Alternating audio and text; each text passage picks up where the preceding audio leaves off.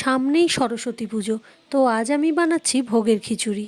সরস্বতী পুজোতে প্রত্যেকের বাড়িতেই খিচুড়ি হয়, আর যাদের বাড়িতে সরস্বতী পুজো হয় তাদের তো সরস্বতী মাকে ভোগে খিচুড়ি দিতে হয়। খিচুড়ির সাথে বেগুন ভাজা, লাবড়া, টমেটোর চাটনি, পাঁপড় ভাজা এই সব দিয়েই পরিবেশন করা হয়। তবে আজ আমি খিচুড়ির সাথে বেগুন আর পাঁপড় ভাজা করব।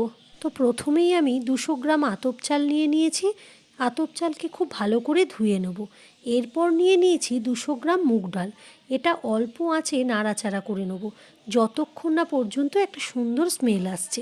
খুব বেশি লাল করে ভাজবো না, ভাজা হয়ে গেলে ধুয়ে নেব। এবার নিয়ে নিয়েছি আলু, ফুলকপি, গাজর, কড়াইশুঁটি। আপনারা চাইলে এখানে বিনসও অ্যাড করতে পারেন।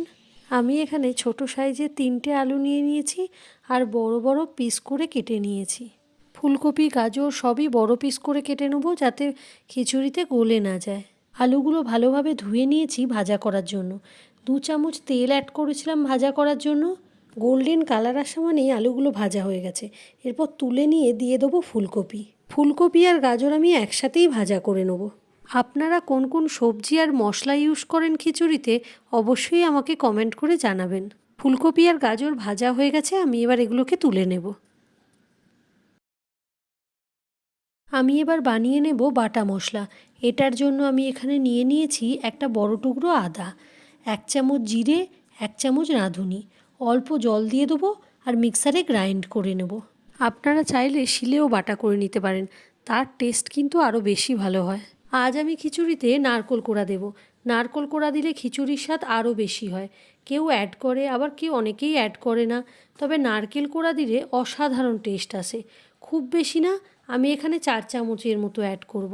আপনারা চাইলে মিক্সিতে ঘুরিয়েও এটা অ্যাড করতে পারেন। 2 চামচের মতো আমি এখানে তেল অ্যাড করেছি। ফোড়নে দিয়ে দেব গোটা মশলা। এখানে নিয়ে নিয়েছি দারচিনি, লবঙ্গ, এলাচ, তেজপাতা, শুকনো লঙ্কা। গোটা মশলাগুলো ভাজা করে নিয়ে দিয়ে দেব বাটা মশলা, যেটা আমি মিক্সিতে পেস্ট করে রেখেছিলাম। গ্যাসের ফ্লেমকে একদম লোতে রাখবো আর এই মশলাকে ভালোভাবে কষাতে থাকবো। একদমই তাড়াহুড়ো করার দরকার নেই, তাহলে মশলার কাঁচা ভাবটা খিচুড়িতে বোঝা যাবে। 2টো বড় সাইজের টমেটোকে 4 টুকরো করে রেখেছি, সেটা দিয়ে দেবো। এরপর আমি এখানে অ্যাড করব 1 চামচ হলুদ গুঁড়ো, 1 চামচ কাশ্মীরি মির্চ, 1 চামচ লবণ। আর কোনো মশলা আমি এখানে অ্যাড করব না, কারণ শুরুতেই যে বাটা মশলাটা দিয়েছিলাম তাতেই ভালো স্বাদ আসবে। মশলা কষানো হয়ে গেলে আমি এখানে চাল আর ডালটা অ্যাড করে ভালোভাবে মেশাতে থাকবো। বেশ কিছুক্ষণ পর এখানে অ্যাড করব জল। এখানে ঠান্ডা জল একদমই আমি ইউজ করব না, এখানে গরম জল আমি অ্যাড করব। এই সবজিগুলো ভেজে রেখেছিলাম সেগুলো দিয়ে দেবো, আর দিয়ে দেবো সাথে 2টো কাঁচা লঙ্কা।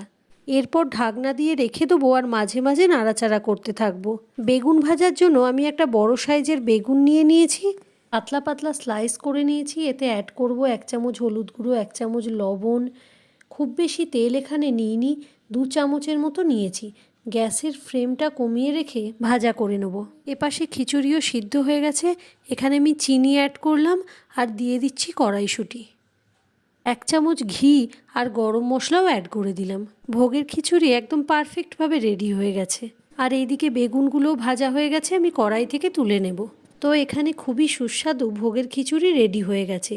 যদি আপনাদের এই রেসিপিটি ভালো লেগে থাকে তাহলে এই সরস্বতী পুজোতে অবশ্যই ট্রাই করবেন।